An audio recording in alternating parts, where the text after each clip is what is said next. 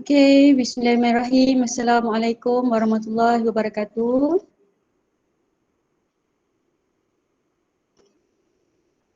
Waalaikumsalam, Miss. Salam, Miss. Okey, boleh dengar suara saya jelas tak? Jelas, Miss. Okey. Alright, so hari ini kita akan buat oral test untuk last class. Jadi sebelum kita mulakan kelas kita macam biasa, saya minta ketua kelas untuk bahagian kerohanian Syekh Hafiz Ashraf untuk mengetahui bacaan doa. Silakan. Ila hadratin Nabiil Mustafa Rasulillah sallallahu alaihi wasallam wa ala alihi wa sahbihi al-kirami syai'in lillahil Fatihah.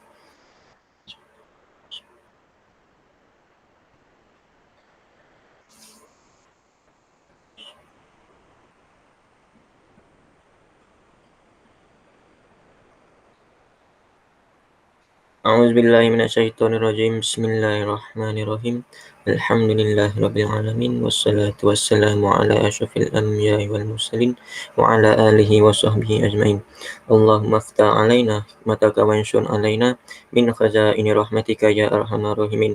Rabbi zidni ilman warzuqni fahman. Rabbi shrah li sadri wa yassir li amri wahlul 'uqdatam min lisani yafqahu qawli. Rabbi yassir wa la tu'assir, Rabbi tamim bil khair. Sallallahu ala sayyidina Muhammad wa ala alihi wa sahbihi wasallam walhamdulillahi rabbil alamin.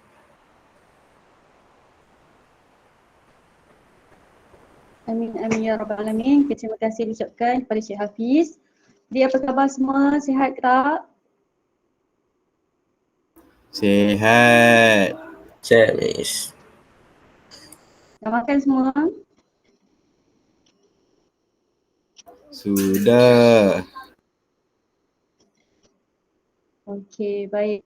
Jadi semua dah bersedia ke untuk ujian kita hari ini?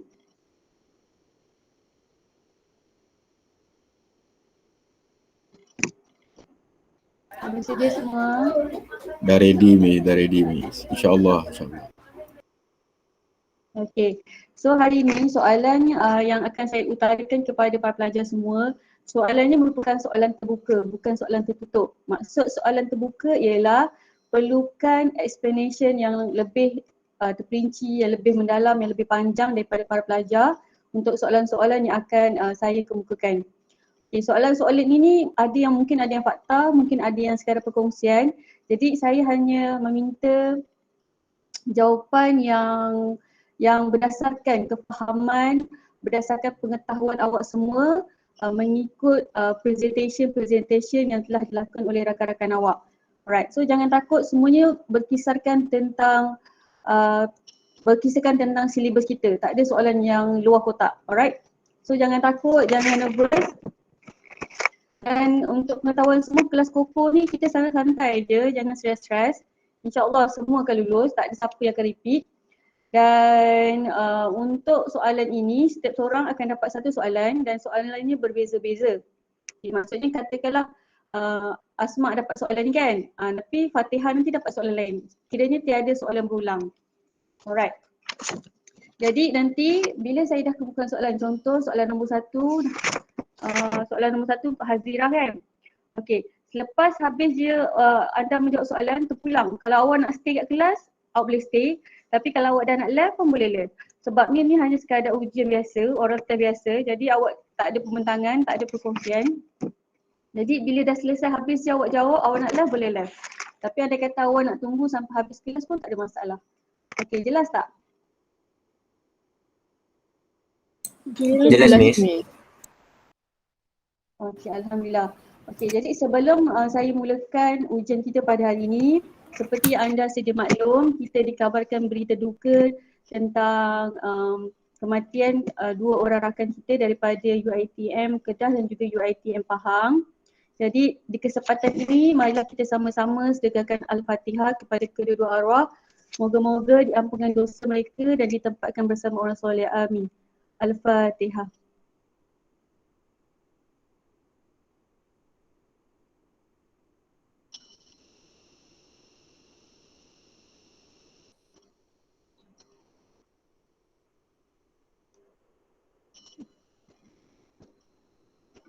Amin amin ya rabbal alamin. Okay, jadi moga-moga dengan perkabaran berita tu kita semua ambil iktibar di mana diharapkan semua pelajar dapat menjaga kesihatan fizikal, kesihatan mental, kesihatan emosi, walaupun saya faham sekarang dah minggu ke-14 kan, minggu yang struggle, banyak deadline assignment, banyak deadline quiz, banyak nak study untuk final. Jadi cuba uruskan masa anda, cuba uruskan tugasan-tugasan anda dengan penuh dedikasi yang penuh efektif.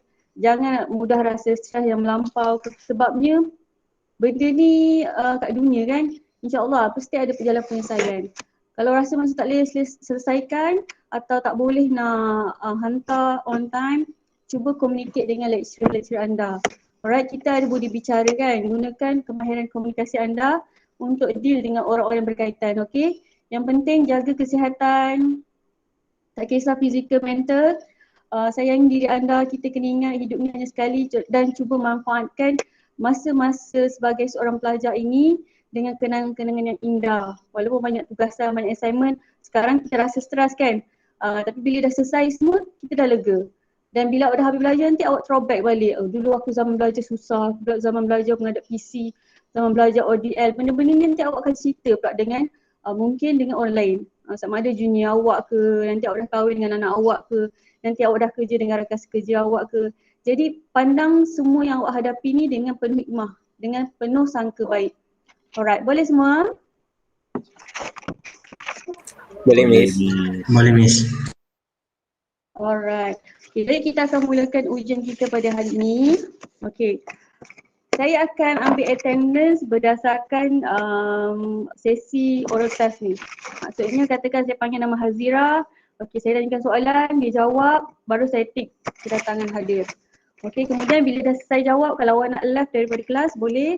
Kalau awak nak stream pun boleh. Jadi sebelum kita mulakan, sebab nanti mungkin akan ada yang live kan lepas dah jawab soalan, saya nak ambil kesempatan ni juga untuk ucapkan terima kasih kepada semua di atas komitmen selama 14 minggu untuk kelas HPD 119 Pembimbing Rakan Sebaik 1 dan insyaAllah SEM seterusnya nanti awak akan ambil Pembimbing Rakan Sebaik 2 kelas HPD 229 mungkin dengan saya ataupun mungkin dengan Bonda Su, tak tahu lagi.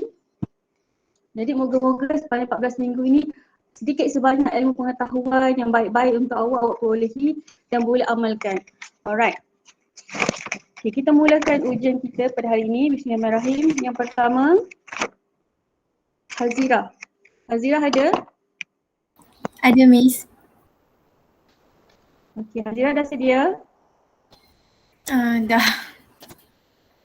Okay, untuk soalan ni nanti awak jawab ikut pada pandangan awak. Awak jangan rasa stres, awak jangan rasa pressure dengan nota ke ataupun mendapat orang lain ke. Bagi je awak punya jawapan mengikut pandangan awak. Alright, soalan pertama. Hazira. Terangkan kelebihan diri anda dan bagaimana anda memastikan motivasinya sentiasa meningkat dan berterusan.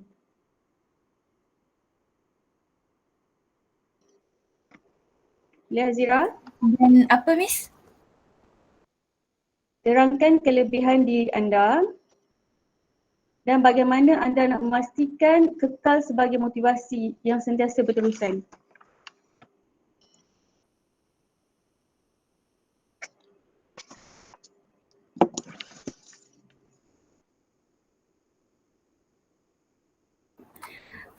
Saya rasa saya tak jumpa lagi kelebihan saya apa. Tapi untuk kekalkan motivasi tu macam saya tengok keadaan sekarang lah yang keluarga kan sekarang semua tengah struggle. So saya pun tak boleh lah nak senang-lenang kan. Mesti kena ada usaha lah nak study. Kalau tak faham lecturer ajar, mestilah cari kawan suruh dia ajar. Macam tu je lah motivasi saya keluarga. Okay, jadi motivasi Hazira lebih kepada keluarga. Kalau kata awak kata tadi tak ada kelebihan langsung, cuba awak kena pasti sekarang. Satu kelebihan, paling-paling pun satu, setiap orang mesti ada satu kelebihan dia.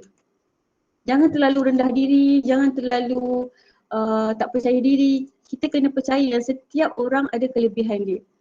So awak jangan downgradekan diri awak. Cuba berikan satu yang awak rasa benda tu relevan untuk diri awak.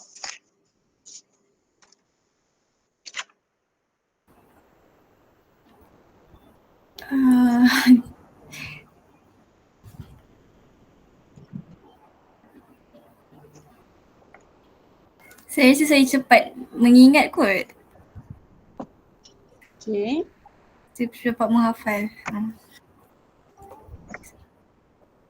So kalau Maksudnya- macam ada oral test macam English tu, saya biasa tak prepare apa-apa pun bila dah dapat. Kan dia ada macam masa untuk bagi berfikir kan. Saya just cakap spontan je gitu. Kira saya boleh elaborate apa nama dia? Kembangkan, Right. huraikan kot. Okay, jadinya awak kata awak ada kemahiran dalam mengingat dan juga boleh menghuraikan sesuatu dengan baik. Macam tu ke?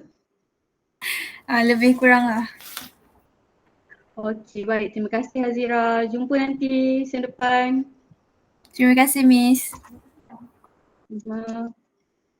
Okey, seterusnya Nabiha dan Nabiha. Ya Miss. Ada. Baik, Nabiha. Soalan untuk awak. Berkaitan dengan konsep kendiri negatif. Tadi kita lihat dan dengar jawapan tentang kelebihan diri. Sekarang ni terangkan kelemahan diri anda dan bagaimana anda mengatasinya.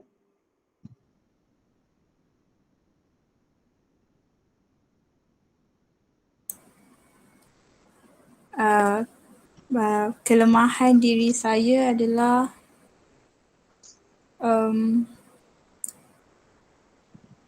sekejap ya Miss.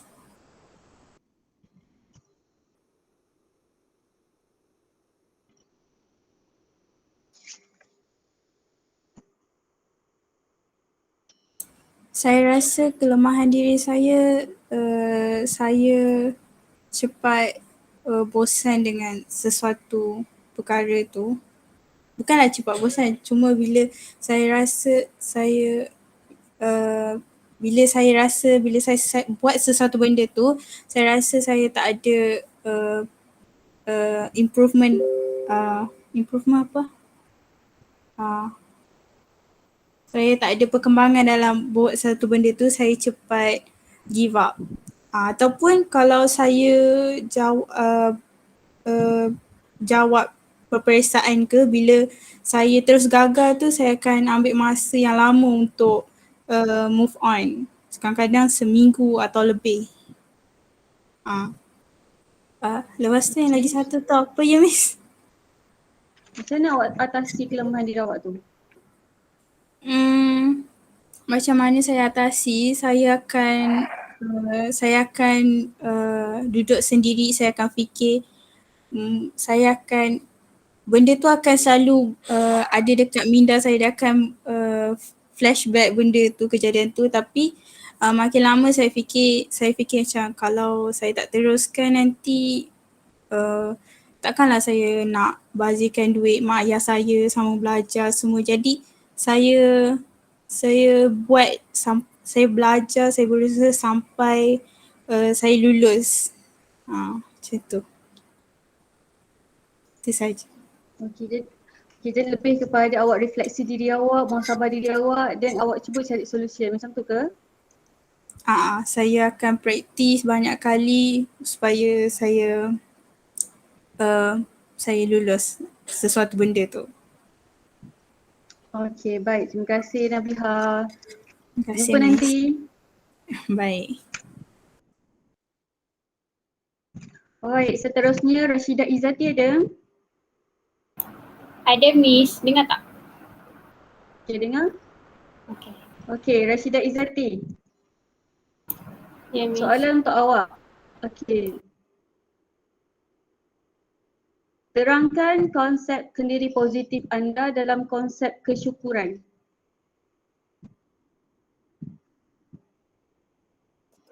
Dengar tak? Kesyukuran je Miss. Terangkan konsep kendiri positif anda dalam konsep kesyukuran. Konsep kendiri kan lebih kepada kelebihan diri, Maksudnya potensi diri kita.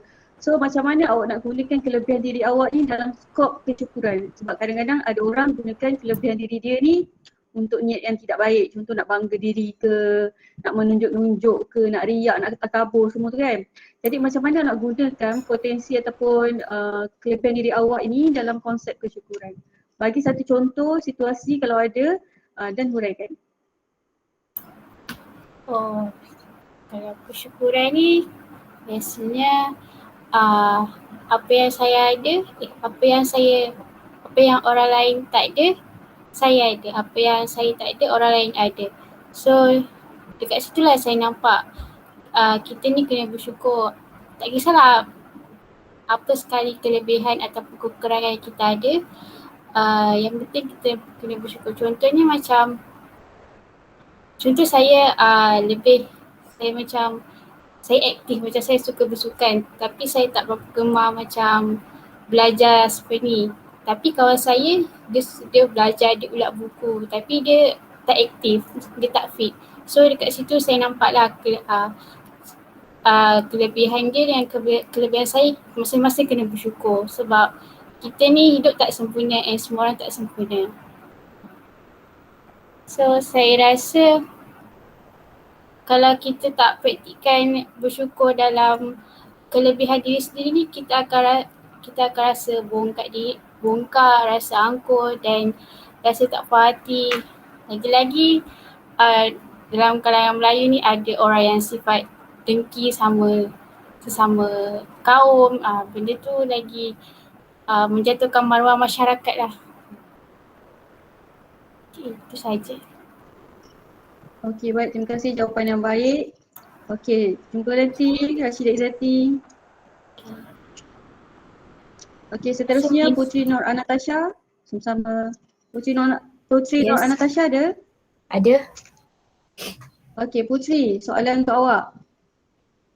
Okey, jika anda menjadi pemimpin, apa yang anda ingin lakukan? Pemimpin. Okey.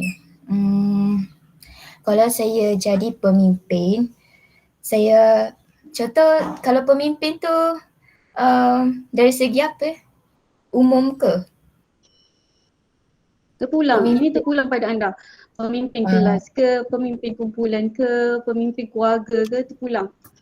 Contoh, kalau saya sebagai pemimpin, saya akan cuba untuk bagi motivasi sebab setengah ahli kumpulan diorang ada pelbagai kerenah macam setengah daripada diorang bersungguh-sungguh dalam jalankan tugas, setengah daripada diorang tak ada motivasi.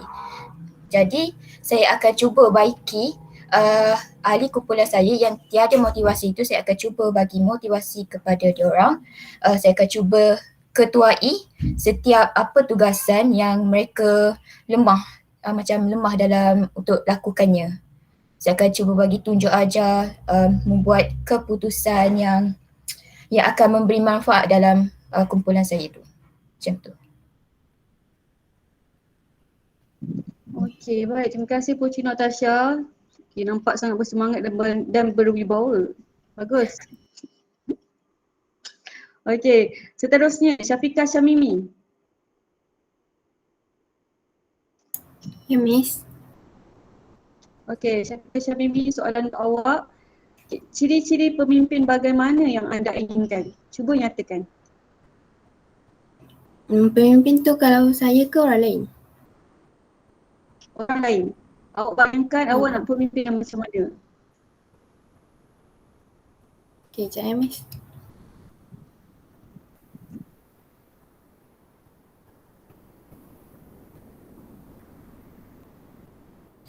Okey, kalau saya nak pemimpin yang adil, bertanggungjawab dan bertanggungjawab. Sebab kalau adil dia boleh dan berfikiran matang. Kalau adil ni dia boleh buat sesuatu keputusan tu biar sama rata. Lepas tu kalau bertanggungjawab ni, contohnya kalau orang bawahan dia ada masalah, jadinya pemimpin tu boleh tolong selesaikan masalah, bukan dia lari daripada masalah. Dan seterusnya untuk berfikir matang tu maksudnya kalau pemimpin tu ada masalah ke terlalu banyak perkara yang dia fikir, dia boleh macam fikir matang lah, bukan secara fikiran kebudak-budakan. Itu saja. Okey, terima kasih. Syafiq Syamimi, sama rata yang awak maksudkan kan, macam mana?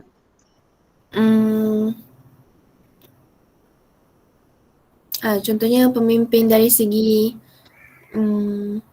ketua kumpulan, dia bagi kerja sama rata. Jangan seorang lebih, seorang kurang. Contohnya kawan tu dah buat banyak, yang lain tu sikit je. So kat situ kita nampak lah tak sama rata.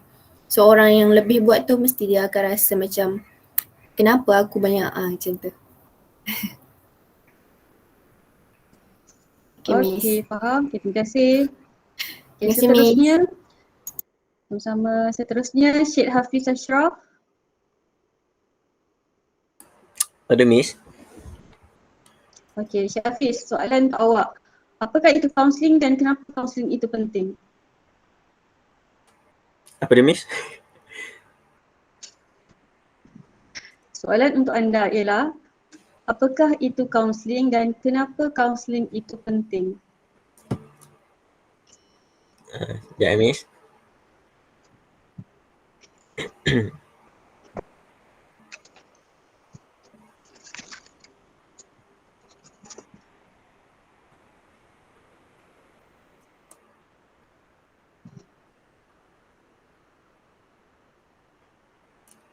Ajak Miss.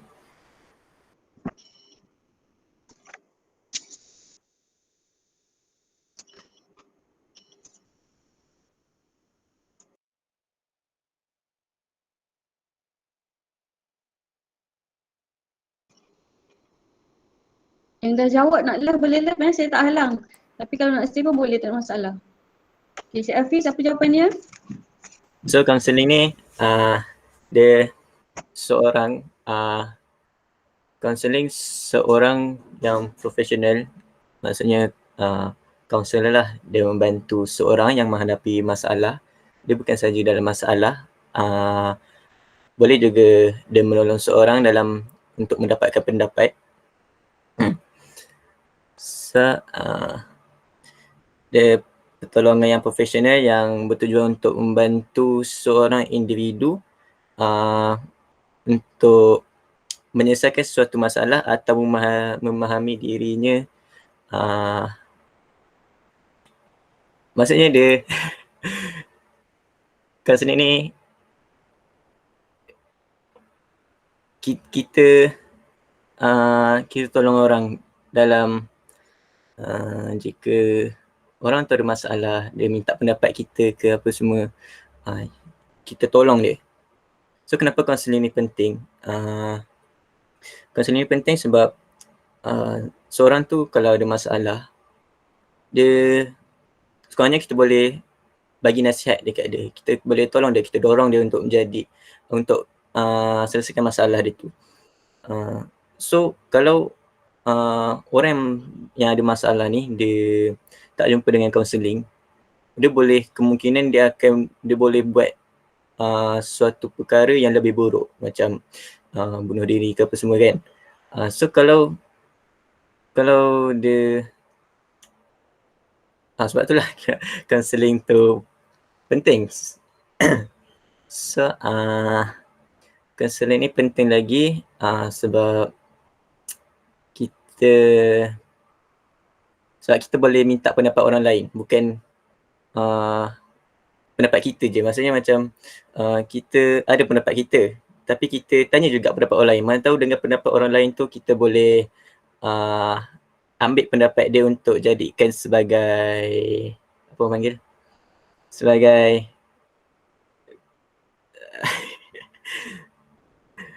apa ya? Panduan. Sebagai panduan. Sebagai panduan dalam hidup dia. Macam tu. Okey, baik. Terima kasih Syed Hafiz. Jadi kaunseling itu merupakan satu hubungan menolong. Satu hubungan menolong, dua hala. Maksud dua hala tu kita mesti ada kaunselor, mesti ada klien. Mesti ada orang yang mendengar masalah, ada orang yang menceritakan masalah. Jadi kaunseling itu merupakan satu hubungan menolong berbentuk dua hala yang sistematik. Maksud sistematik, kita ada prosedur. Bukannya datang terus jump into the conclusion. Kita ada prosedur, guna repo, throw ke masalah, kenal pasti masalah, cari alternatif, baru kita buat penamatan. Okey, jadi kenapa kaunseling itu penting? Kaunseling itu penting dalam memberi bentuk bimbingan, pertolongan, nasihat, panduan, terutama bagi individu-individu yang menghadapi masalah. Okey, jadi terima kasih Cik Hafiz. Untuk seterusnya, Yes, Miss. bersama Alia Nabila ada? Saya Miss. Okey, Alia Nabila, soalan untuk anda. Apakah perkara yang menyebabkan masyarakat tak berminat dengan kaunseling dan bagaimana anda nak membuang stigma itu? Untuk soalan yang pertama tu, macam mana nak buang perspektif negatif terhadap kaunseling. First sekali kita tak miss apa soalan tadi? Apa perkara yang menyebabkan perkara yang menyebabkan masyarakat luar tak berminat dengan kaunseling dan bagaimana anda nak buang stigma tu? Okay. Apa perkara yang menyebabkan perspektif buruk terhadap kaunseling? First, kalau dari sekolah rendah, yang kita tahu kalau orang yang pergi kaunseling ni biasanya orang yang macam bermasalah, semua yang negatif lah, yang bermasalah, ada masalah disiplin lah kebanyakannya. Yang tu first. Second, orang akan label orang individu yang pergi sesi kaunseling ni dia nak kata macam dia yang ada masalah lah, maksudnya senang cerita nak cakap yang sesi kaunseling ni orang rasa macam orang yang ada masalah je kena pergi kaunseling. Orang yang tak ada masalah ni tak payah pergi. Tu perspektif yang buruk orang terhadap kaunseling. So macam mana nak buang perspektif tu? Kita boleh bagi galakan dekat orang yang macam sesi kaunseling ni bukan untuk sekadar kaunselor tu selesaikan masalah klien dia, tapi kaunselor tu boleh bagi dorongan ataupun cadangan dekat individu yang pergi sesi tu sendiri. Macam contoh, kalau orang tu dia tak tahu pilihan kerjaya dia boleh pergi sesi kaunseling tu untuk dapatkan dorongan ataupun pendapat daripada kaunselor tu. So daripada situ dia dapat tahu kelebihan dia untuk apa dan daripada situ dia boleh ambil lah kata-kata kaunselor tu untuk dia sendiri pertimbangkan macam mana untuk dia pilih hala tuju dia. So dengan galakan yang macam orang pergi kaunseling ni untuk bukan sekadar menyelesaikan masalah tapi untuk dia sendiri dapatkan pendapat lain untuk dia pertimbangkan dalam hidup dia. Itulah jawapan saya. Okey, terima kasih. Baik semua jawapan tu. Alright, seterusnya Alin Hairina ada? Ada Miss. Okey, Alin Hairina, soalan untuk awak. Kenapa anda memerlukan rakan sebaya? Apakah kepentingan rakan sebaya itu dalam hidup anda? Kepentingan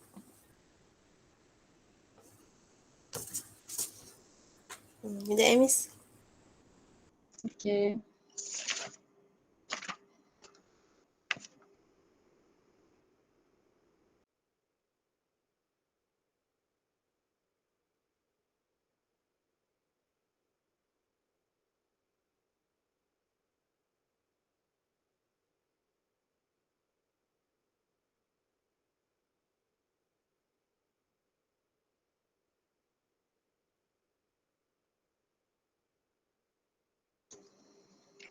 Alin Hairina okey? Kepentingan rakan sebaya tu untuk macam kalau ada rakan sebaya kita boleh saling menegur antara satu sama lain. Macam kalau dia ada buat salah ke, kita tegur dia. Lepas tu bawa dia ke arah yang bermoral tinggi. Lepas tu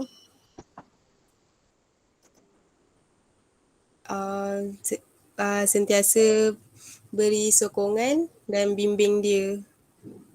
Itu je. Cuba uraikan sikit, panjangkan sikit.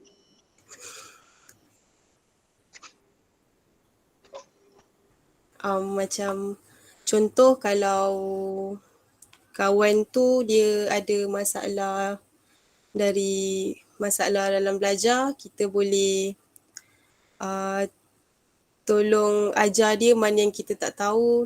Lepas tu bagi motivasi dekat dia supaya dia tak down. Lepas tu kalau dia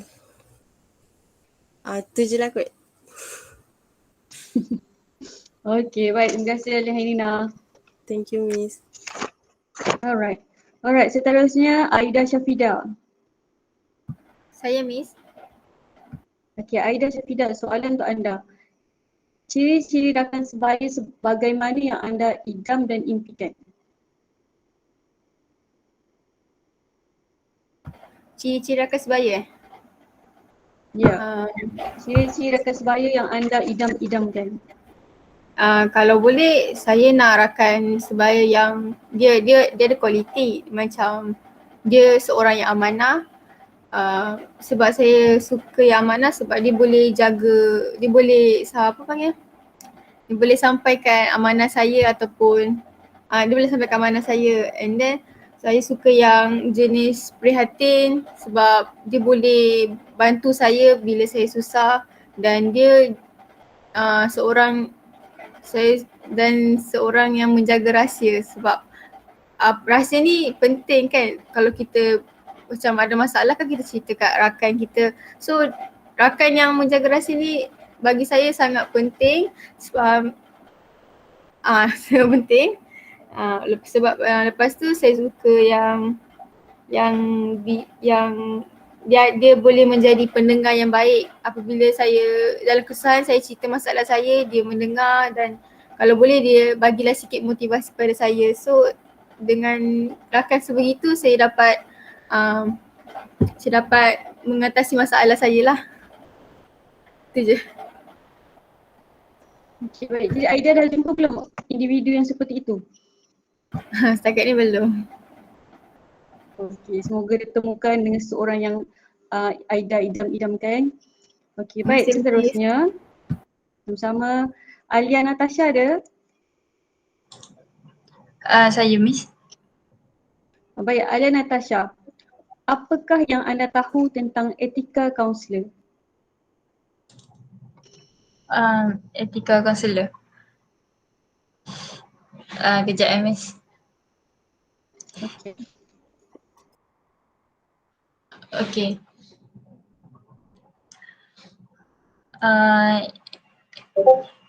Etika kaunselor. Etika ni dia macam suatu tindakan yang menuntut kita untuk patuh terhadap piawai profesional yang telah ditetapkan dalam satu benda. So kalau etika kaunselor, dia adalah satu piawai profesional yang kaunselor tu kena patuh sebagai seorang kaunselor lah. So yang saya tahu etika kaunselor, mereka perlulah amanah dan menyimpan rahsia klien. Sebab perkara tu penting sebab klien tu dah bagi kepercayaan dekat dia masa berkongsikan suatu cerita masalah tu semua. So dia tak boleh lah nak senang-senang cerita kat orang lain, bagi tahu rahsia klien ni kat orang lain. So dia tak boleh. Kalau dia buat kiranya dia melanggar etika tu. Lepas tu dia kena etika kaunselor yang seterusnya, kaunselor perlu memahami atau mengetahui batas mereka dengan klien. Maksudnya kat sini kaunselor tu macam tak boleh berlebih-lebihan dengan klien mereka, hanya sebagai seorang kaunselor dan seorang klien. dia tak boleh macam nak jatuh cinta kepada klien ke, nak buat sesuatu yang lebih dari seorang kaunselor dan klien, tak boleh lah. Kalau dia buat kira dia melanggar etika kaunselor.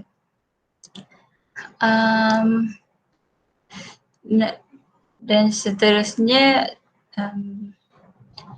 saya rasa menerima dan menghormati cerita atau masalah yang diceritakan kepadanya. Dia macam sebagai seorang kaunselor dia tak boleh judge yang teruk lah dekat klien tu. Kalau memang macam klien tu memang datang dekat dia untuk menceritakan masalah, sebagai seorang kaunselor dia tak boleh macam terus judge hukum yang teruk-teruk dekat terhadap klien tu. Dia sebagai seorang kaunselor dia kena menerima apa yang klien tu cerita.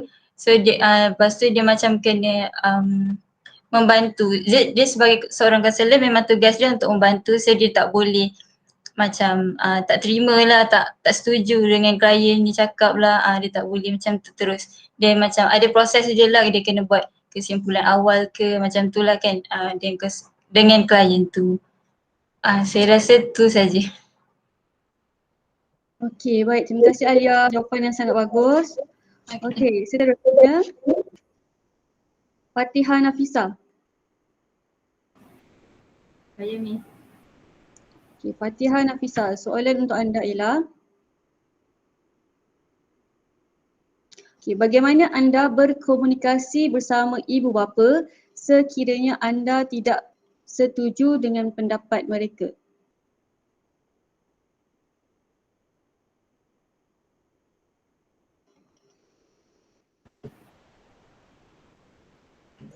Miss, boleh ulang balik soalan? Okay, soalannya, bagaimana anda, Fatihah Nafisa, berkomunikasi bersama ibu bapa sekiranya anda tidak setuju dengan pendapat mereka? Okey.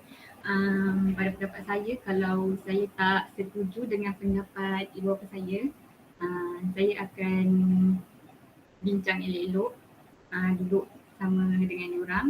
Lepas tu saya akan cakap yang saya tak setuju dengan pendapat mereka. Saya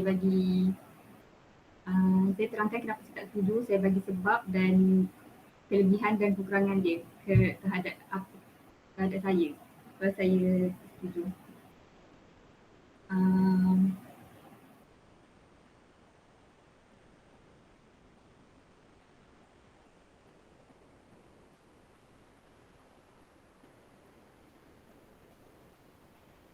Lepas tu saya akan lepas saya dah beri pendapat saya akan memberi masa kepada parents saya untuk berfikir tentang pendapat saya. Saya rasa tu je. Okey, baik. Terima kasih Fatihah Nafisa.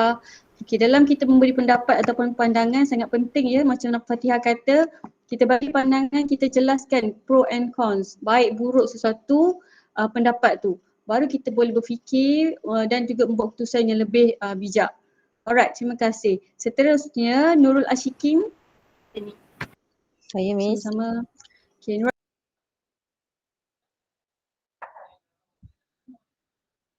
Miss, mic tak buka. Okay, sorry. Okay, soalan untuk awak. Bagaimana anda berkomunikasi bersama pensyarah dalam bertanyakan sesuatu perkara yang anda tak faham? Lagi-lagi sekarang kita ODL kan? Okay, so macam mana awak communicate dengan lecturer awak untuk menanyakan soalan bagi sesuatu yang subjek ataupun topik yang awak tak faham? Okay, sebelum tu saya selalunya tanya pada waktu office hour, kalau dia madam kita kena faham sebab lepas office hour adalah waktu mereka. So sebelum tu saya tanya bagi salam dan perkenalkan diri dan saya dari grup mana. Dan lepas tu saya akan bagi tahulah apa yang saya tak faham. Lepas tu saya akan bagi tahu sebab kita kena sebab medium pun banyak lagi kelas yang ajar, so kita kena faham yang kalau kita just bagi tahu Assalamualaikum, saya nak tanya ni sebab saya tak faham. So daripada grup mana, mungkin dia ajar SEM lain kan, takut nanti banyak salah faham dalam komunikasi, maklumat tu tak dapat nak sampai. So first kali pengenalan diri saya akan perkenalkan diri saya. Lepas habis perkenalkan diri saya akan terus kepada objektif saya nak tanya. Lepas tu tunggu sampai lecturer kita reply lah, tapi selalunya saya tanya waktu office hours, tapi kalau lepas pukul 5 tu selalunya kalau saya macam nak tanya juga masa malam ke apa, saya akan cakap madam maaf mengganggu saya mengganggu malam madam sebab saya terpaksa tanya sebab saya tak lupa. So tak adalah macam kita macam nak jawab ke apa, saya cakap kalau madam tak nak jawab madam boleh jawab esok pagi ke, sebab saya tak nak madam macam alamak budak ni kena jawab sekarang ke kan, kita takut macam tu. So kita kena bagi ruang lah untuk madam juga, kalau kita kena faham lah situasi madam juga. Itu lah, terima kasih. Okey, baik. Terima kasih Ashikin. Okey, itu bukan salah satu ataupun tata cara menunjukkan seorang pelajar itu seorang pelajar yang beradab. Dia tahu waktu bila nak tanya, dia tahu bagaimana nak tanya, kena kenalkan diri. Kadang-kadang ada certain student terus WhatsApp terus jam question kan. Madam ni kita lecturer kan ajar banyak kelas, lecturer banyak student. Kalau awak main terus jam macam tu je, kadang-kadang itu yang buatkan lecturer macam assume budak ni tak beradab ke, budak ni push sangat ke. So boleh, awak semua boleh ikut seperti yang Ashikin kongsikan. Macam mana tata cara nak bertanyakan soalan kepada lecturer. Lagi-lagi dalam musim ODN. Alright, terima kasih Ashikin atas perkongsian. Baik, seterusnya Arif. Arif ada? Ada madam. Okey, Arif. Soalan untuk Arif ialah, okey, cuba huraikan jenis komunikasi lisan dan berikan contoh. Apa yang awak faham tentang komunikasi lisan dan juga contoh apa itu komunikasi lisan? Komunikasi apa madam? Komunikasi lisan, verbal communication. Huraikan apa itu komunikasi lisan Ya, huraikan dan berikan contoh.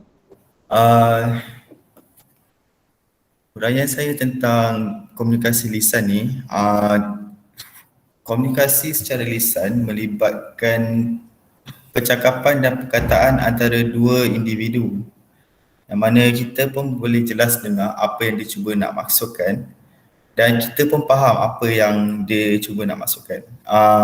Sebagai contoh, percakapan biasa yang kita selalu dengar setiap hari antara dua individu lah, macam katakan kita bercakap dengan kawan kita tu, itu adalah contoh komunikasi lisan, yang mana kita bercakap dengan dia dan dia bercakap dengan kita dan kita boleh dengar apa yang dia cuba nak maksudkan. Itu saja. Okey, baik. Terima kasih Arif. Jadi komunikasi lisan ini verbal tau. Kita gunakan percakapan, kita gunakan penulisan di mana direct, orang boleh faham, orang tahu maksud kita. Okey, so itu jawapan yang bagus. Okey, seterusnya Fakhur Razi Lutfi. Ya, saya Miss. Okey, Fakhur Razi Lutfi. Soalan berkaitan dengan komunikasi. Tadi saya tanya Arif komunikasi lisan. Sekarang awak komunikasi bukan lisan. Okay, cuba huraikan apa itu komunikasi bukan lisan dan juga berikan contoh. Apa komunikasi yang bukan lisan Miss? Ya, non-verbal communication macam mana?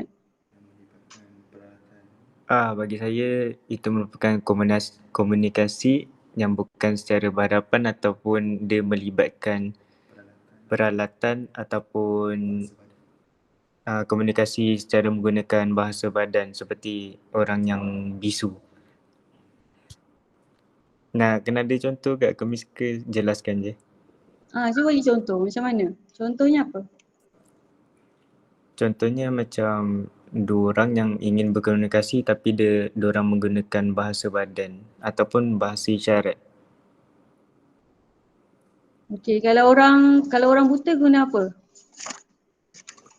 Bagi orang yang tidak ada keupayaan untuk melihat, diorang akan menggunakan apa tu nama dia, braille yang ada titik-titik tu. Okey, so fahamlah kan bagaimana komunikasi lisan yang bukan lisan.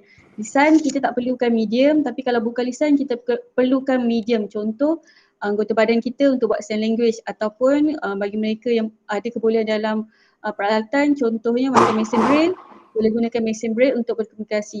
Alright, terima kasih Pak Razi Lutfi. Sama-sama Miss. Sebelah awak siapa tu? Arif ke? Haris. Alright. Okay, seterusnya Nurin Nadira ada? Ada Miss. Okay, Nurin Nadira. Soalan untuk Nurin ialah, okay, siapakah remaja? Cuba anda terangkan. Siapakah remaja Miss? Ya, siapakah remaja dan cuba terangkan.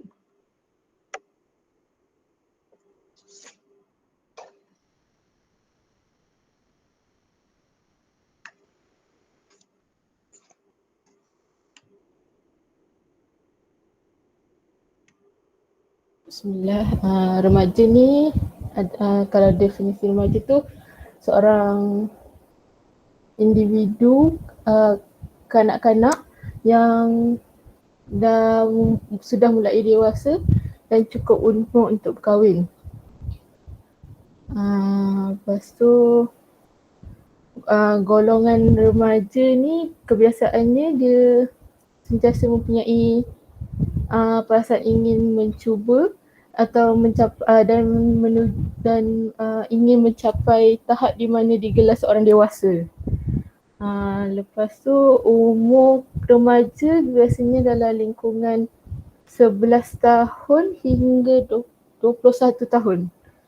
Lepas tu dalam tempoh remaja ni seorang individu itu melalui perubahan drastik dari segi fizikal dan emosional dalam semua segi fizikal, emosional, sosial.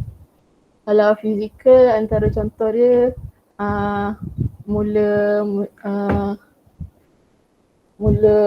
kalau lelaki mula tumbuh misai, mula bertambah ketinggian, yang perempuan pun mula menambah ketinggian. Kalau secara sosial mula pandai melibatkan diri dalam untuk menambah kenalan. Lepas tu itu je Miss. Okey, terima kasih Nurin, penguraian yang panjang, yang jelas. Okey, terima kasih. Okay, seterusnya Nelly Nazura. Saya Miss.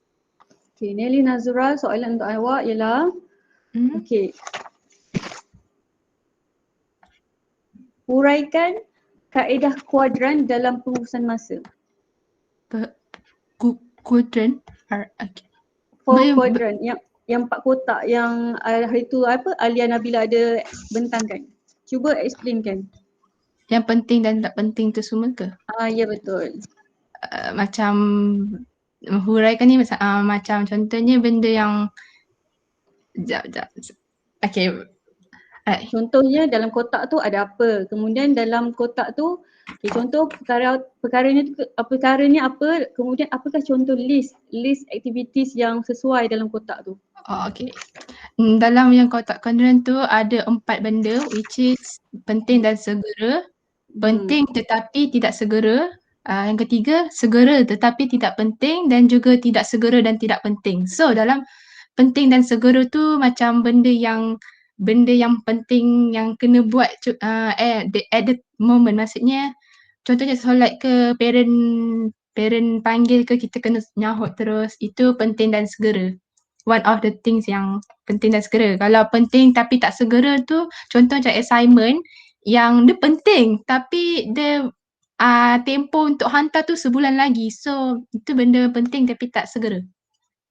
Kalau macam segera tapi tak penting tu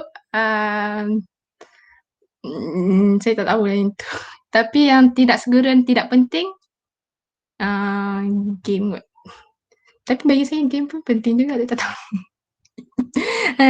Cuma saya tak tahu nak jawab segera tapi tak penting tu. Segera tapi tak penting. Segera tapi tak penting. Saya tak ada idea untuk tu. Siapa ada idea? Apa yang boleh letak dekat dalam kotak segera tapi tak penting?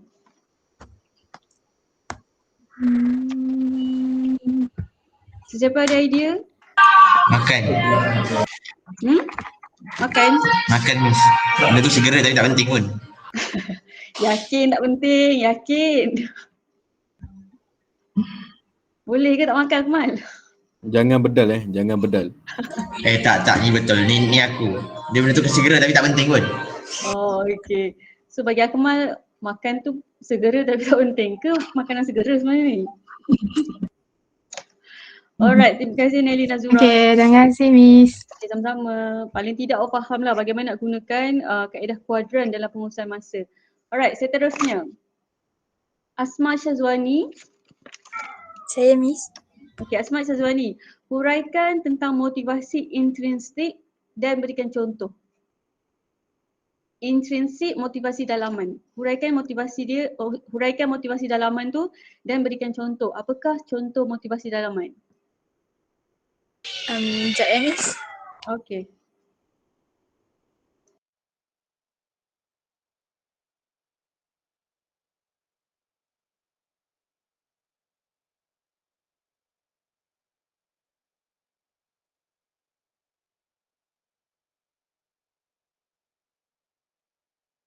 Motivasi intrinsik. Okay, motivasi intrinsik ni terdiri daripada dorongan atau dan minat seseorang individu untuk melakukan sesuatu aktiviti tanpa berharap atau meminta ganjaran. So maksudnya macam daripada hobi untuk minat seseorang, and apa yang dia buat tu dia tak macam tak mengharapkan orang lain. And dia tak ada untuk minta balasan untuk diri dia daripada orang lain. Okay, bagus. Contoh? Contoh dia, sekejap.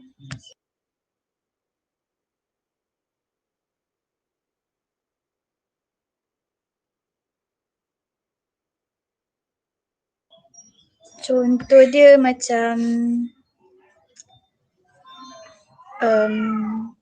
hobi dia kalau tolong orang ke, lepas tu dia buat sesuatu yang dia minat, contoh macam drawing, and benda tu bagi manfaat untuk diri dia juga. Miss. Okay, terima kasih Asma. Okay, motivasi dalaman ni lebih kepada diri sendiri. Sama. Maksudnya keinginan diri sendiri dan juga awak fikir kebaikan tu untuk diri sendiri. Contoh, motivasi dalaman. Okay, setiap hari aku nak buat baik. Sebab apa aku nak buat baik? Sebab aku percaya setiap kebaikan yang aku buat ni akan dapat pahala. Nampak tak? Ganjaran tu bukan automatik kat dunia awak dapat, tapi awak fikirkan untuk long term ataupun benda yang awak tak nampak. Untuk kepuasan diri sendiri. Itu motivasi dalaman. Okay, bagus Asma. Okay, seterusnya Husna Syahidah. Ya, saya Miss. Husna Syahidah tadi motivasi dalaman, sekarang motivasi luaran, motivasi ekstrinsik. Okay, huraikan tentang motivasi ekstrinsik dan berikan contoh. Sekejap ya Miss. Okay.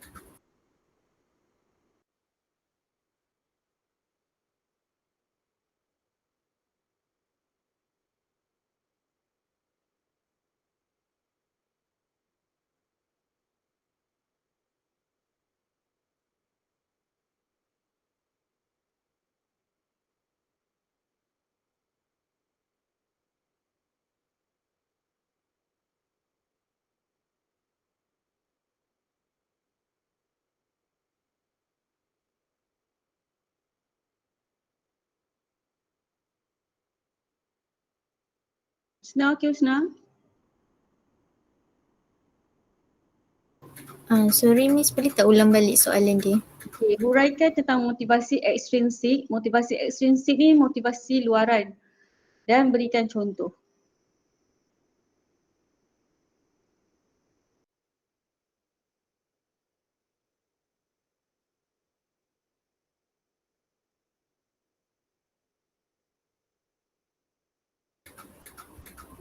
Okey, motivasi ekstrinsik iaitu motivasi luaran. Maksud dia memaksa kita untuk bertindak berdasarkan kekuatan atau hasil luar kemampuan kita. keinginan ataupun kekuatan yang bukan hasil diri kita ni timbul secara semula jadi dalam diri kita disebabkan seseorang ataupun orang lain, maksudnya orang sekeliling kita lah. Kita mungkin termotivasi untuk membuat kredit tambahan supaya tidak gagal dalam sesuatu perkara. Contohnya macam kita dah kerja, so bos kita bagi tawaran program apa-apa untuk kita kerja lebih keras. So mungkin ni menjadi pengaruh yang besar dan memberikan kesan yang besar kepada kita untuk kita buat sesuatu perkara tu. Sebab mungkin tugas yang bos kita bagi tu di luar kemampuan kita. So dia memberikan impact dan kesan yang baik ataupun buruk terhadap kita lah. Itu bergantung kepada diri kita juga. Itu saja. Okey, baik. Terima kasih Husna. Okey, motivasi luaran ni dia lebih kepada dorongan daripada luar. Contoh kalau orang yang bekerja, dorongan dia apa? Contoh naik pangkat, alright?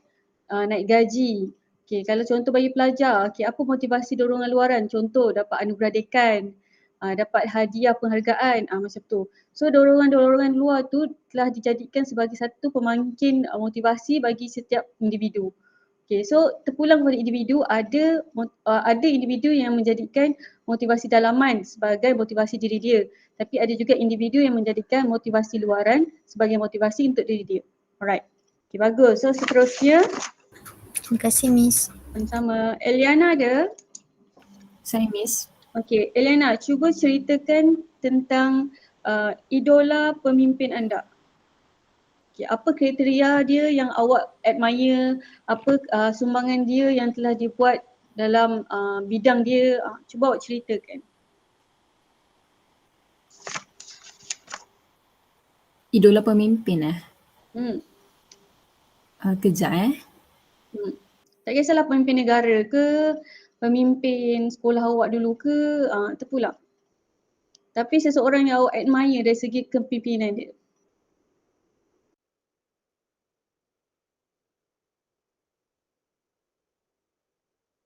Maksudnya apa yang saya minat lah kan, apa yang saya okey, contoh macam sebagai pengetua sekolah dulu, okey, pengetua saya ni dia macam seorang yang berpendidikan tinggi dan dia juga seorang ayah kepada kawan rapat saya. So macam cara dia mentadbir sekolah tu memang cekap, dia jujur, dia amanah, dia suka berkomunikasi dengan pelajar dia.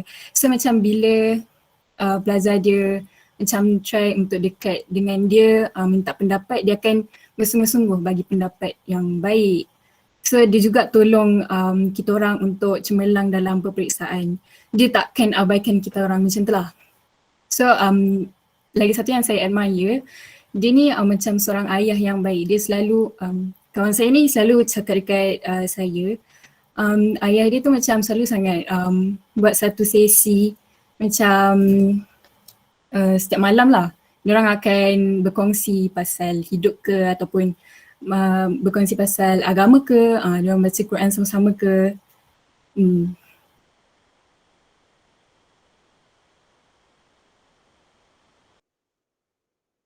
Okay, ada lagi tak?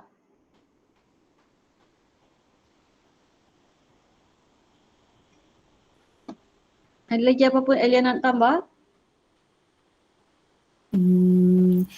Saya nak tambah, pengetua tersebut tu dah meninggal dunia, jadi kalau boleh serikakan Al-Fatihah kepada dia. Okay, jadi mana yang ada ni, kita ambil kesempatan ni untuk sedekahkan Al-Fatihah kepada arwah pengetua cikgu bagi Nur Eliana. Semoga roh mereka diceramat, diampunkan dosa dan tempatkan bersama Allah SWT. Amin, insyaAllah. Al-Fatihah.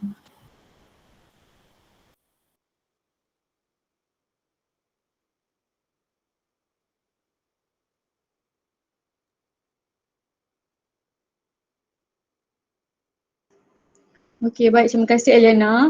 Okey, seterusnya Jannah. Ya, Miss. Okey, Jannah, cuba huraikan jenis-jenis gaya belajar. Ni grup paling perform dah bentang hari tu minggu lepas. Okey, cuba Jannah huraikan apakah jenis-jenis gaya belajar yang telah Jannah faham dan dengar daripada presentation lepas. Okey, bagi saya yang pertama sekali kita kena gunakan masa dengan bijak. Eliana pula, Jannah, jenis-jenis gaya belajar yang auditory, visual, semua tu. Okey. Gaya belajar ni ada 3, dia auditory, visual dengan kinestetik. Auditory tu dia macam dia senang menerima sesuatu tu dengan dengar muzik ke apa ke macam tu. Kalau visual dia lebih kepada dengan macam peta minda, dia lebih faham dengan cara tu. Kalau kinestetik dia kena praktikkan, kena buat benda tu supaya dia lagi faham. Macam tu. Jannah tergolong dalam kumpulan mana? Saya auditory dengan visual. Auditory visual. Alright, okay. Terima kasih Jannah. Alright, seterusnya Rashidah Nordiana. Ya saya. Okey, Rashidah Nordiana. Cuba huraikan 3 jenis hela bela diri yang positif. Apa dia? Huraikan 3 jenis hela bela diri yang positif. Ni dibentangkan oleh grup Adam dan juga Daniel. Masa minggu apa saya tak ingat, tapi berkaitan dengan tajuk apa ya? Adam, Daniel? Konsep kendiri Konsep kendiri. Berkaitan dengan konsep kendiri.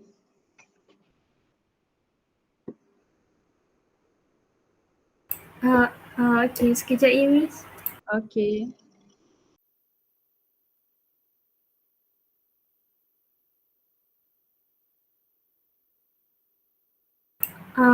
Yang mula-mula kita ada sublimasi di mana orang tu dia akan salurkan kekecewaan, kekurangan atau kekosongan yang dia alami dengan aktiviti yang saya contoh yang boleh saya bagi macam ni contoh kalau saya bagi contoh diri saya sendiri. Kalau saya kadang-kadang saya rasa stres, saya buat benda yang saya suka. Contohnya saya dengar lagu ke, saya tengok movie ke, ataupun saya pergi borak dengan kakak saya ke, sebab benda yang saya suka supaya saya tak ingat benda tu. Lepas tu yang kedua proyeksi, dia apa ni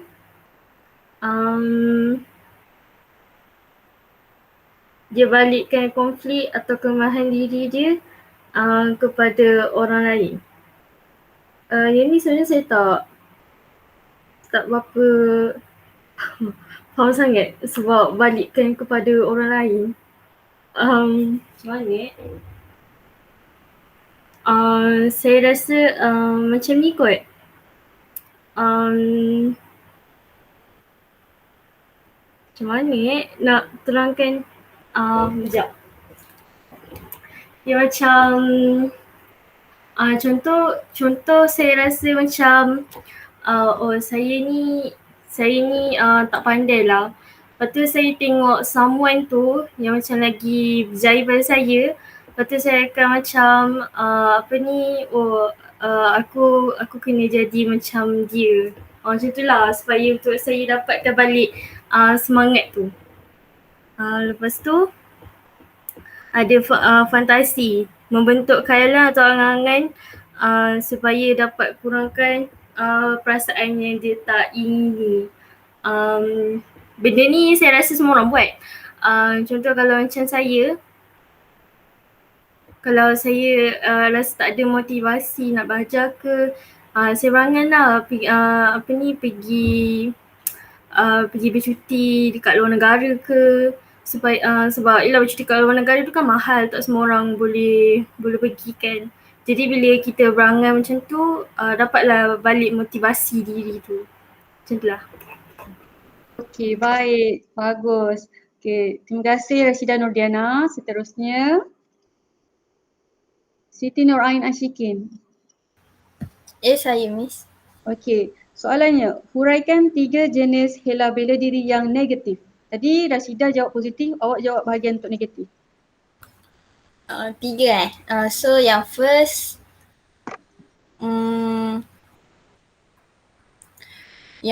represi.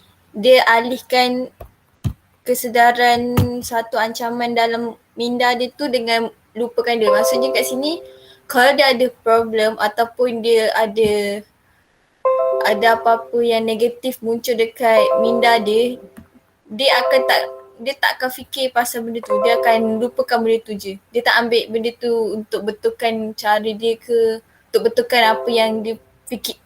Cara pemikiran dia tu dia tak betulkan lah. Dia lupakan je. Yang kedua, agresi. Dia ni tindakan mencederakan. Tindakan mencederakan atau merosakkan punca kekecewaan atau ancaman. Maksudnya dia sedih, dia kecewa, dia apa-apa yang buat dia selalunya macam ni untuk orang yang depressed lah. Selalunya orang depressed dia akan cederakan diri dia, macam dia akan turis tangan dia ke, dia ambil apa-apa yang boleh buat tangan dia berdarah ke. Dia tak kisah dekat mana-mana dekat bahagian tubuh badan dia lah. Yang ketiga, regresi. Ni dia pengunduran diri dengan mengulangi tingkah laku yang kurang matang seperti menangis. Rasanya kalau yang ni macam ramai je yang ada benda yang macam ni, sebab bila dia ada problem ke, dia macam insecure dengan diri dia ke, dia tak cuba cari jalan untuk betulkan apa yang dia rasa kurang dekat diri dia, tapi dia ambil benda negatif tu, dia nangis. Cara dia nak buat bagi dia tak ingat benda-benda yang tak elok tu, benda-benda negatif tu dengan nangis. So, itulah. Okey, baik. Terima kasih Siti Nurain Ashikin untuk jawapannya. Terima kasih Miss. Sama-sama. Okay, seterusnya Wan Nurul Farisha. Saya Miss. Okey, cuba huraikan tentang proses kaunseling. Proses kaunseling. Okey, dia ada beberapa step, beberapa peringkat kan. Okey, cuba huraikan step 1 sampai habis. Sekejap Alright.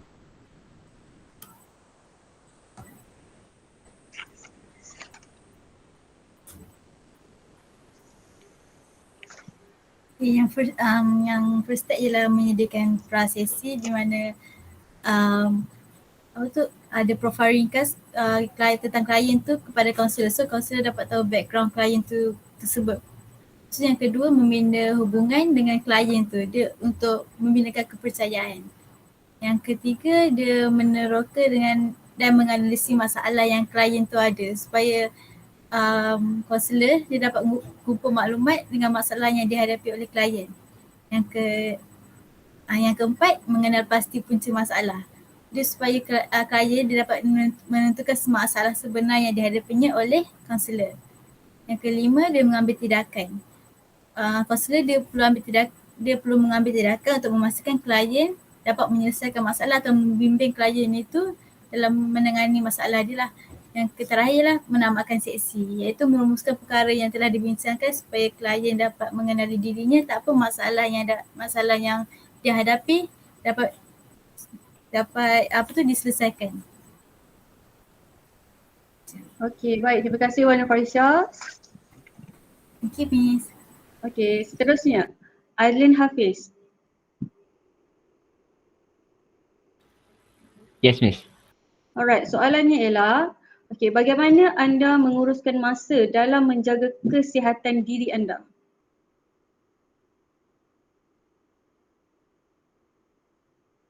Okey, bagaimana saya mengurus masa dalam menjaga kesihatan diri. Okey, untuk menjawab persoalan ni, saya contohnya saya akan kena mendisiplinkan diri lah. Pada mula-mulanya kena disiplinkan diri lah. Bila contohnya bila bangun pagi, saya memang contoh kalau cuti memang saya tak akan buka laptop lah. Saya akan bangun pagi dulu, saya akan uruskan diri saya akan mandi. Lepas tu saya akan pergi ke dapur, saya kena ambil sarapan dulu. Makan sarapan dulu sebab bila kalau saya contohnya kalau saya start tak makan sarapan tu, dia akan melarat. So bila tak makan sarapan, saya akan skip lunch, skip makan tengah hari juga. So bila saya tak start daripada awal tu, yang lain-lain pun dia akan terikut-ikut juga. Okay, seterusnya kalau macam saya tak sihat ke apa, saya akan beritahu mak saya lah. Kalau saya tak beritahu, saya akan tahan je. Bila saya beritahu dengan mak saya, so mak saya akan macam keep on pressure, so saya makan ubat, ingatkan saya suruh makan ubat lah. So dari segi pengurusan diri saya tu, saya akan lebih peka dengan diri saya sendiri. Itu sajalah saya rasa. Okey, terima kasih Alin Hafiz di atas perkongsian tersebut. Baik, seterusnya Akmal Lutfi. Ya, Miss. Okey, Akmal Lutfi, cuba kongsikan teknik-teknik belajar yang berkesan yang telah awak amalkan. Okay, personally bagi saya teknik belajar yang saya sendiri gunakan ialah membaca dan menghafal. Sebagai contoh, contohlah formula kira-kira kita just go through first. Saya go through dulu, buat, then baru hafal. Then lepas hafal tu buat lagi sekali. So kiranya kita dah apply benda tu dalam otak kita. Selain tu, teknik belajar yang seterusnya ialah maybe guna secara visual. Tak pun contoh diberi satu soalan dan kita membayangkan soalan tu untuk tahu cara penyelesaiannya sendiri. Selain tu boleh guna medium-medium contohnya muzik, tak pun macam adik saya sendiri pun dia guna medium macam melukis, nak bagi dia faham. Dan last sekali antara teknik yang ni adalah apa teknik yang saya cakap, of course buat macam minda. Tu adalah teknik terakhir lah. So kita dapat minimize dan juga maximize kita punya isi dalam untuk sesuatu benda. Okey, terima kasih Akmal. Seterusnya, Hakim Henry. Saya Miss. Okey, cuba ceritakan tentang rakan sebaya yang anda paling hargai. Apakah ciri-ciri yang ada pada rakan anda tu yang sangat anda appreciate, yang anda kagumi? Okey, cuba ceritakan. Kim, aku Kim. Cerita apa yang dia buat kat saya? Ceritalah apa kebaikan yang dia telah buat pada awak, cerita apa ciri-ciri yang ada pada diri dia yang awak kagumi, macam tu. Okay, saya ada seorang kawan ni, dia sifat dia jenis yang apa-apa pun dia relax je. Walaupun, okay, contoh ada sekali tu, kita orang naik kereta berdua. Lepas tu dekat depan tu ada roadblock. Time tu dua-dua tak ada lesen. Saya dah gelabah kan. Macam mana kan saya nak turun kereta lah apa semua. Dia kata relax, buat muka ada lesen. Confirm lepas. Lepas tu saya ikut lah. Tu lepas. So dia macam, saya macam nampak dia macam gempak dia ni. So saya macam minat lah nak berkawan dengan dia. Lepas tu saya sekarang ni dah rapat dengan dia, tapi tak dapat satu campus kan. Tapi still dapat lagi lah main game sama-sama apa semua. Lepas tu dia ada satu jenis perangai yang dia suka, walaupun orang tak minta tolong, dia tahu orang perlukan pertolongan. Macam tu. Contoh kalau saya tak tahu macam mana dia boleh tahu kan. Macam tiba-tiba ada satu malam saya macam seorang ke kan, tak ada kawan. Mesti dia ada call ke, dia ajak main game ke. Dia kata mesti kau bosan. Jomlah. Macam itulah. Lepas tu dia kalau minta tolong memang confirm dia tolong lah. Dia memang selalu bagi pinjam duit. Dia jenis yang risau gak pasal kawan-kawan dia. Sebab dia macam mana orang cakap, dia daripada broken family. So dia ada kawan je. Kawan je yang dia kata yang dalam hidup dia ni, dia nampak kawan je. So dia baik lah, dia baik. Tu je kot. Okay, terima kasih Hakim di atas perkongsian Hakim. Okay, beruntung kalau sesiapa dapat kawan-kawan yang sekepala dengan kita, yang ada sentiasa susah dan senang. Jadi Hakim bolehlah hargai dan juga jaga kawan Hakim tu sebaiknya ya. Alright, seterusnya. Terima kasih Miss. Sama-sama. Intan Nurmawadah. Saya Miss. Okay, Intan, cuba awak kongsikan tentang potensi diri awak dan bagaimana awak menyumbang kepada orang lain dengan menggunakan potensi diri awak tu. Ya, Miss. Alright.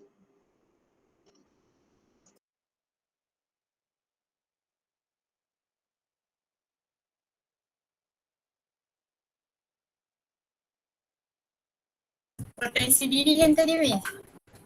Ya, potensi diri, kelebihan diri awak.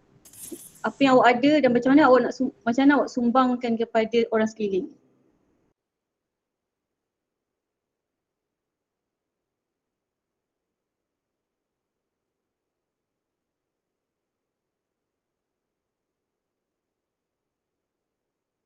Okey, kalau potensi diri yang macam basic lah yang saya perasan, macam saya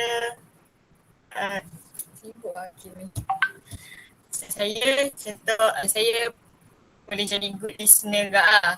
So whenever kawan-kawan ada masalah ke, so saya boleh lah, orang kata boleh lah nak dengar. Untuk solvekan tu mungkin tak, tapi untuk jadi tempat dia untuk dengar, at least dia dapat meluah ke, itu boleh lah, boleh jadi listener untuk dia. Lepas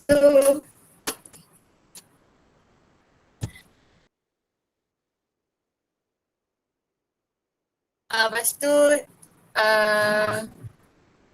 saya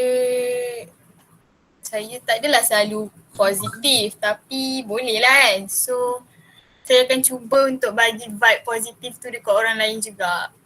Contoh orang tu macam down kan, orang tu nak give up, saya akan cuba yang terbaik untuk orang kata comfort dia, supaya dia positif macam saya juga. Walaupun waktu tu saya tengah down juga, tapi saya cuba yang terbaik untuk bantu dia. Macam tu lah. Ya, terima kasih. Okay, terima kasih Intan. Alright, seterusnya Adam. Saya Miss. Okay, Adam, cuba huraikan beberapa contoh dan juga huraian untuk halangan komunikasi. Halangan komunikasi Ya. Sekejap Miss. Halangan Halangan. Mana halangan ni? Sekejap Miss. Cari dalam nota ada tu.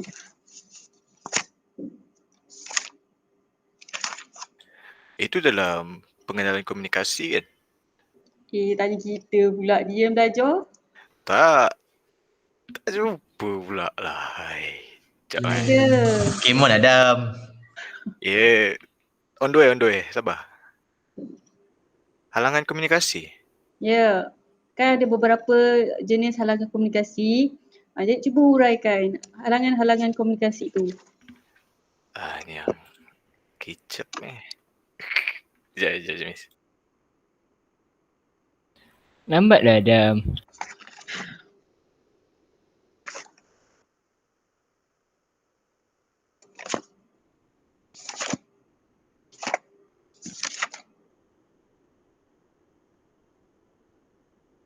Jumpa ke belum?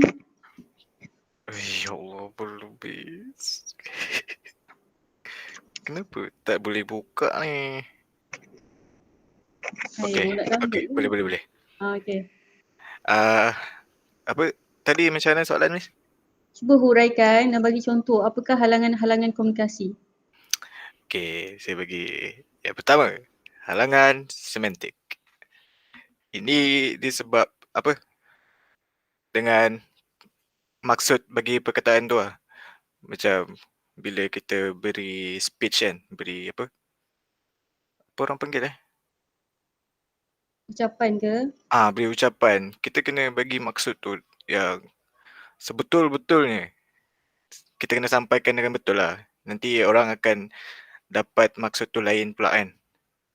Okey, lepas tu yang kedua, halangan psikologi. Ya Allah, Miss kena panggil pula. Kejap Miss. Kejap.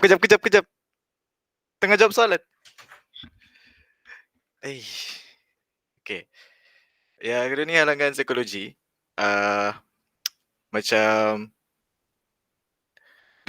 dia macam berkaitan dengan emosi bagi pengirim, yang pemberi speech tu dan juga penerima speech tu.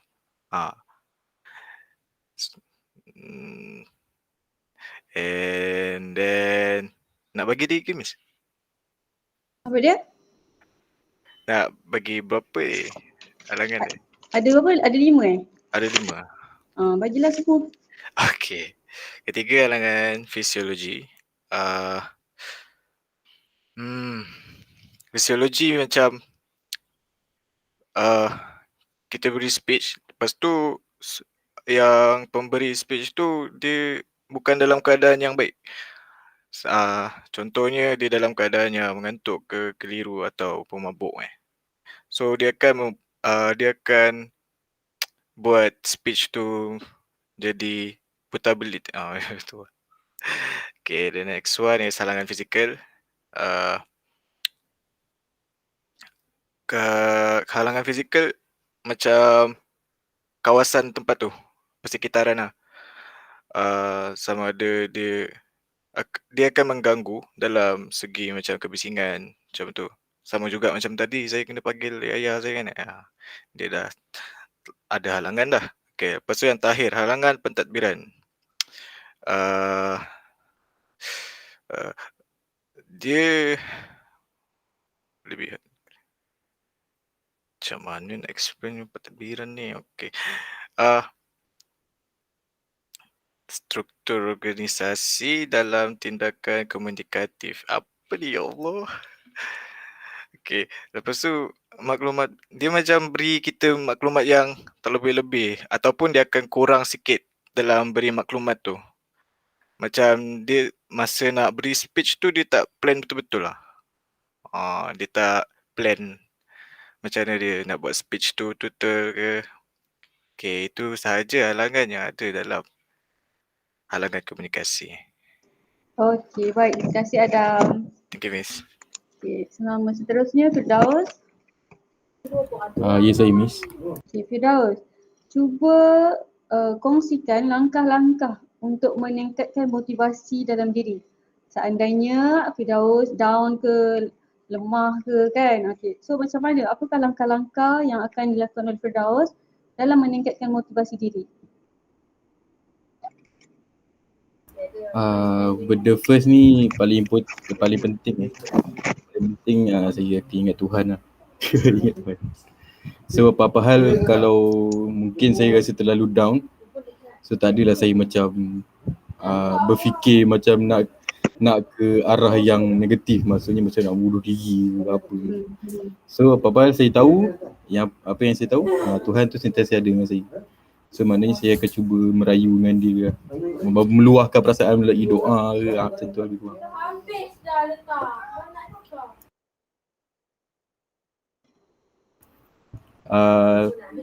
Lepas tu persekitaran lah.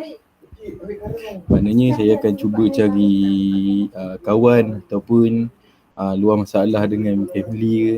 Mana tahu diorang boleh bagi dorongan ataupun moral support. So apa-apa hal kalau saya rasa down, maknanya saya ada tempat untuk meluah. Ada tempat untuk meluah, ada tempat untuk jadi macam mana?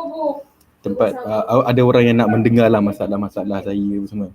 So dari situ boleh juga nak meningkatkan motivasi saya kan. boleh jadikan sebagai salah satu sumber motivasi bila saya down lah.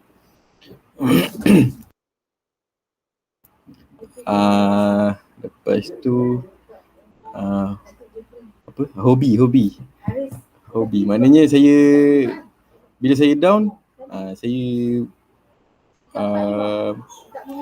cuba something new lah, mana yang yang kena dengan minat saya. Macam saya cuba untuk saya ni minat ke arah yang something yang macam yang macam mana cakap yang macam yang berkaitan dengan sains. Maknanya kalau macam ada contoh dia macam nak buat gunung berapi tu kan, eksperimen yang gunung berapi tu.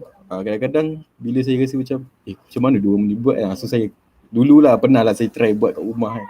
Tapi tak menjadi sebab dia naik tu dia tak meletus lah. Dia macam macam mana lah, tapi tak jadi lah. Tapi apa hal pun saya enjoy dengan benda tu. So maknanya tu pun boleh jadikan salah satu cara langkah yang saya ambil untuk bila saya rasa down. Apa pun time bosan ke boleh juga.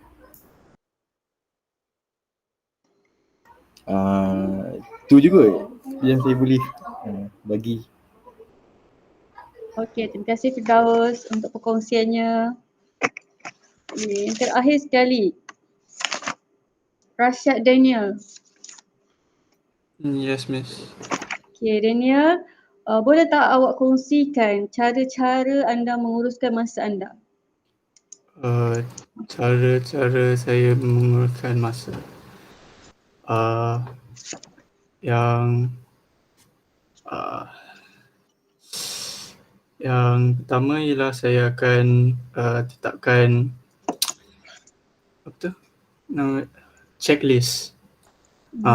So supaya saya boleh refer balik kalau ada tugasan yang saya perlu buat, saya check balik. Kalau dah saya check, kalau ada tertinggal pun saya boleh check. Seterusnya saya akan saya buat jadual waktu supaya saya dapat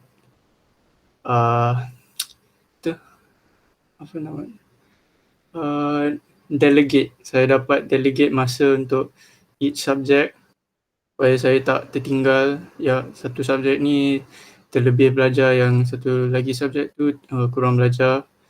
Dan yang terakhir saya cuba kurangkan membuat aktiviti yang tak ada faedah. Contohnya tengok Netflix ke, main game ke, sebab aktiviti tu cuma nak membazir masa, so tak ada faedah dia. And tu je, Miss. Okey, terima kasih Daniel atas perkongsian dia. Daniel ada mix mana-mana ke? Ada. Mix apa? Indonesia. Oh, okey. Okay, terima kasih untuk semua. England kalah kan? Talilah. Jangan. Jangan buat konflik. Okey. Okey, jadi terima kasih kepada semua yang bertahan sehingga akhirnya. Jadi kepada wakil-wakil kelas yang ada ni macam Akmal, Azli Hafiz, Daniel, Adam, Firdaus, Intan Mawadah, saya ucapkan terima kasih di atas komitmen anda dalam kelas. Okay, semua bagus-bagus, semua cemerlang. Saya doakan anda berjaya sehingga akhirnya tamat diploma. Okey, so lepas ni kita start kelas dan insyaAllah akan jumpa pada semester depan sama ada saya ataupun Bunda Su. So good luck untuk final exam nanti. Yang penting jaga diri. Dan yang paling penting sekali, okay, jangan pernah mengalah dalam hidup ni. Alright, setiap orang ada stres, setiap orang ada susahnya, tapi kita ingat setelah turunnya hujan pasti akan ada pelangi. Alright, so itu sahaja. Okay, ada apa-apa ke nak cakap sebelum saya tutup? Miss, kenapa soalan saya susah? Alah, okey lah tu. Soalan fakta. Bagi cakap. Diorang semua soalan umum tau. Saya Dia faham erti kesusahan Kan tu tadi saya Dam. Jawab je, ada jangan cakap dia orang ada. Aduh. kan saya kata ada soalan yang berdasarkan otak, ada soalan berdasarkan perkongsian. Jadi itu orang kata apa terpulang nasib masing-masing. Kita kau tahu kenapa soal susah sebab Miss sayang kau lebih. Amboi. Oh, markah lebih lah ni. Okey lah. Okey lah tu, dia pun tak ada lah tu. Aduh. Dia kena bersyukur. Ya betul. Semoga kau sihat Miss. Apa dia? Semoga kau sihat. InsyaAllah. Kita jumpa next time, Miss. InsyaAllah panjang umur, ada jodoh, ada rezeki, kita jumpa semester depan. Okey, lagi ada apa lagi? Tak ada Miss. Saya pun dah habis nampak tahu cakap apa. Saya humble Miss, tak ada apa-apa. Daun sedih ke tu? Jangan segitu, cakap jangan segitu. Okay, so apa-apa nanti Roger je lah dalam grup. In case tiba-tiba ada nak berkongsi ke, nak bertanya soalan ke, kita open saja dalam grup, alright? Okey, baik. Nanti saya share nama IG saya Miss. Tiba. Boleh, tak ada masalah. Okay, itu sahaja. Minta maaf salah silap. Jumpa nanti. Terima kasih Miss. Bersama. Terima kasih Miss. Thank you Miss. Thank you, Miss.